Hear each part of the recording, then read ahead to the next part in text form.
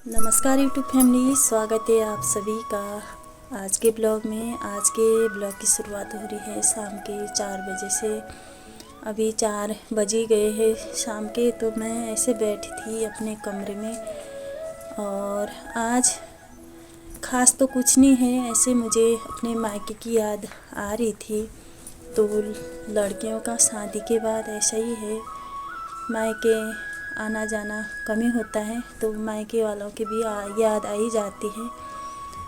तो बाकी मैं तो जाती हूँ 2 साल में एक बार, 1.5 साल में एक बार, कभी 1 साल में एक बार ऐसे जाती हूँ, मायके कम ही जाती हूँ। तो मुझे मम्मी की बहुत याद आ रही है आज।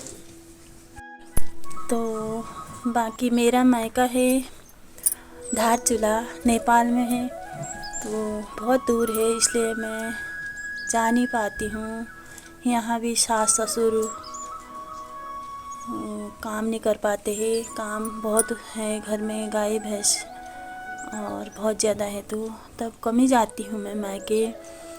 तो कैसे जाऊँ भी तो कैसे जाऊँ घर छोड़ के।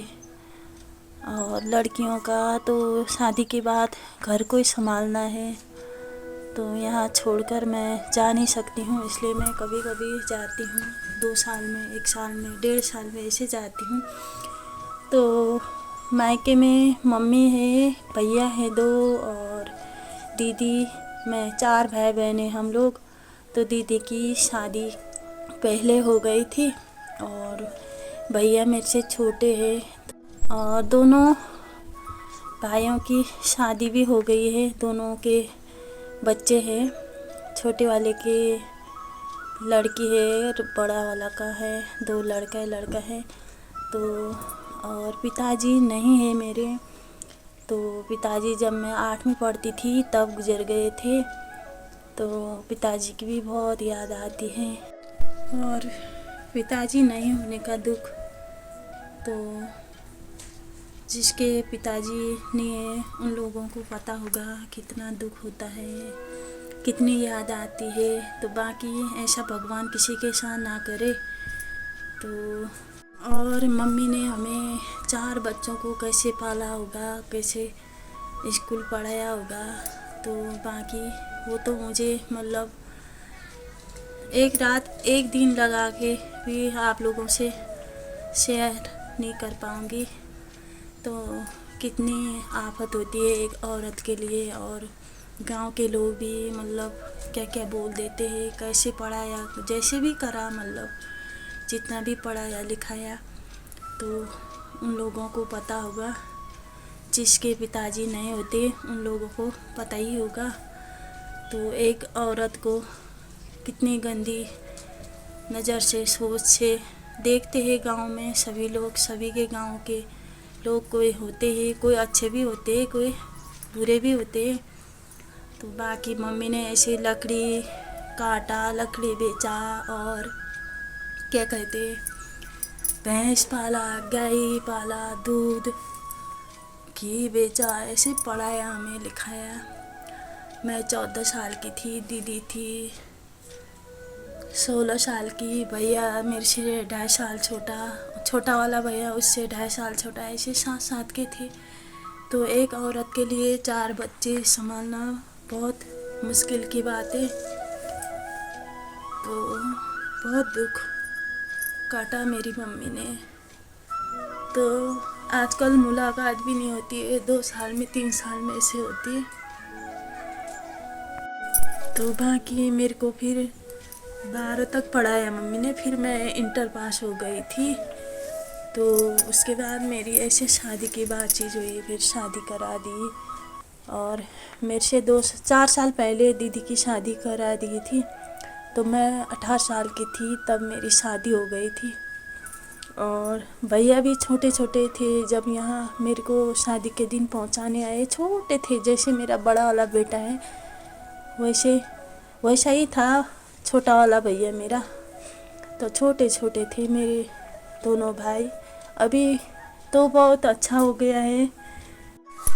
तो हमेशा एक जैसे दिन तो किसी के नहीं होते हैं, दिन बदल जाते हैं। आजकल तो काफ़ी अच्छा है, भाई पुलिस में भर्ती हो गया है, नेपाल पुलिस में, बड़ा वाला और छोटा वाला। HM करके काठमांडू में नौकरी करता है, अच्छा है। और दोनों के बच्चे भी हो गए हैं, शादी भी हो गई है, अब अच्छा चल रहा है। और जब छोटे छोटे थे तब तो सोचते थे हम भी कभी इंसान बनेंगे। दोनों के बच्चे भी हो गए हैं, शादी भी हो गई है, अब अच्छा चल रहा है। और जब छोटे छोटे थे तब तो सोचते थे हम भी कभी इंसान बनेंगे, हम भी कभी। तो ये छोटे छोटे भाई कब बड़े होंगे, कब क्या करेंगे, ऐसे ही सोचते थे। तो अब भगवान ने अच्छा कर दिया, भगवान की कृपा से अच्छा ही है। अब आजकल तो इतना ही दुख है कि मैं मायके नहीं जा पाती हूँ, तो कभी कभी बहुत याद आ जाती है मायके के भी, तो गंदा भी लगता है। कभी बहुत याद आती है मेरे को। आजकल के ज़माने में तो मायके और घर में लड़कियां बराबर रहती है, पर मैं नहीं जा पाती हूँ मायके, तो याद आती है मेरे को बहुत ज़्यादा। तो 18 साल के बाद फिर मेरी शादी हो गई, इंटर पास हो गई थी। फिर पढ़ाने के लिए इतना, कॉलेज कराने के लिए पैसे नहीं थे, तो फिर यहाँ इंडिया में करा दी शादी। तो यहाँ आकर तो कुछ भी नहीं है। नेपाल में जो पढ़ा लिखा होता है यहाँ कुछ काम ही नहीं लगता है, अनपढ़ के बराबर समझते हैं। यहाँ तो कुछ कागज़ काम नहीं लगते हैं। पर मुझे पढ़ने का बहुत शौक़ था, और मैं जब से स्कूल गई थी तब से फेल भी नहीं हुई हूँ, तो पढ़ने का शौक़ भी था। तो क्या करें, अब फिर शादी हो गई, बाल बच्चे हो गए, तो तब फिर घर की गृहस्थी संभालना पड़ा। क्या स्कूल पढ़ती, क्या कुछ करती। बस अब ठीक ठाक ही है, फ़िलहाल सब कुछ ठीक ही है। तो शादी के 1 साल में लड़का हो गया था मेरा, फिर उसके बाद 4 साल के बाद लड़की हो गई थी। तो अब बच्चे भी बड़े हो गए, तो अब इनके पीछे लगे रहती हूँ, बस अपना ही घर संभालती हूँ। तो मेरे मायके में ना खाने लगाने की तो कोई कमी नहीं थी, थोड़ा पैसों की कमी थी। मम्मी जैसे तैसे भी हमारा पूरा कर लेती थी। तो बाकी यहाँ भी मेरे सास ससुर बहुत अच्छे हैं, मुझे बहुत सपोर्ट करते हैं, और मैं भी कुछ गलत नहीं करती हूँ, गलत काम में जाती नहीं हूँ, तो अपना काम भी कर लेती हूँ और सब कुछ कर लेती हूँ। ब्लॉग भी बना लेती हूँ, तो ब्लॉग बनाने में भी मना नहीं करते हैं। तो कोई कोई लोग कहते ही है बड़ा वीडियो बनाने वाले ऐसा बोलते होंगे, तो मुझे थोड़ा डर डर के बनानी पड़ती है वीडियो। तो पहले वीडियो बनाने में भी दिक्कत ही होती है, पहले डर होती है मन में, तो थोड़ा अब आदत भी हो गई। तो बाकी मैं आप लोगों को क्या कहूँ, तो मेहनत करके ना फल मिलता ही है। तो इंसान के एक जैसे दिन नहीं रहते हैं, और कभी तराजू पल्लो तल के कभी मल का ऊँचुनान, बस उसे भी। तो आजकल सब ठीक ठाक है, यहाँ भी ठीक ही है, बस भगवान ऐसे रखे। तो बाकी आप लोगों के आशीर्वाद से सही है, सही चल रहा है, बस खाने लगाने का कमी नहीं है, और क्या चाहिए। और सेठ गरीब तो इंसान होते हैं, तो जैसा होता है वैसा ही दिखाती हूँ मैं। ज़्यादा मुझे फैशन का शौक़ भी नहीं है, बस सिंपल साधारण परिवार है, यहाँ भी वहाँ भी। तो दोस्तों ये बात भी आप लोगों से शेयर करनी ज़रूरी है, क्योंकि आप लोग भी मेरे फैमिली मेम्बर हो और मेरे यूट्यूब फैमिली के मेम्बर हो। तो हर बात मैं आप लोगों से शेयर करूँगी, हर चीज़ दिखाऊँगी आप लोगों को। तो बाकी आप लोग बहुत सपोर्ट कर रहे हो।